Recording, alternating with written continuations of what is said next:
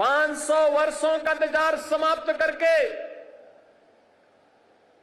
500 वर्षों का इंतजार समाप्त करके एक बार फिर से रामलला अपने धाम में, अपनी जन्मभूमि में विराजमान होकर के दुनिया के अंदर पीड़ित और प्रताड़ित लोगों को संदेश दे गए हैं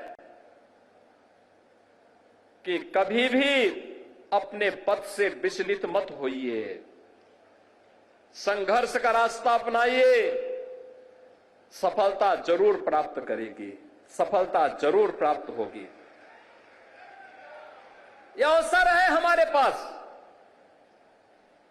उन सभी आत्माओं को स्मरण करने का जिनका पूरा जीवन राम जन्मभूमि आंदोलन के लिए, प्रभु राम की कृपा का प्रसाद प्राप्त करने के लिए समर्पित था।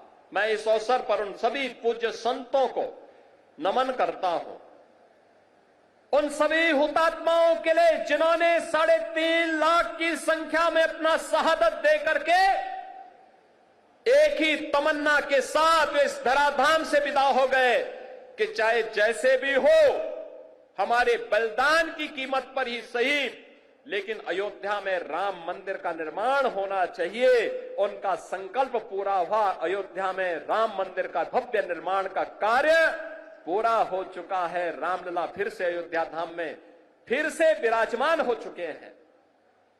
लेकिन रामलला के विराजमान होने के बाद इस दीपोत्सव का पहला अवसर है।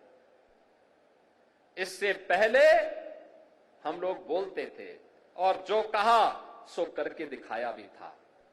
बहनों और भाइयों, ये डबल इंजन की सरकार जो बोलती है वो करके दिखाती है। अकेले अयोध्या धाम के विकास के लिए,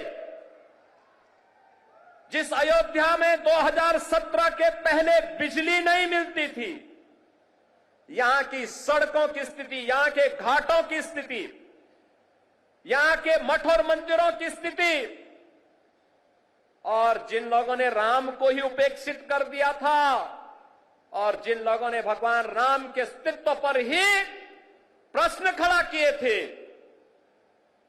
वे केवल भगवान राम के ही अस्तित्व पर प्रश्न नहीं खड़ा कर रहे थे, वे सनातन धर्म के अस्तित्व पर प्रश्न खड़ा करते थे।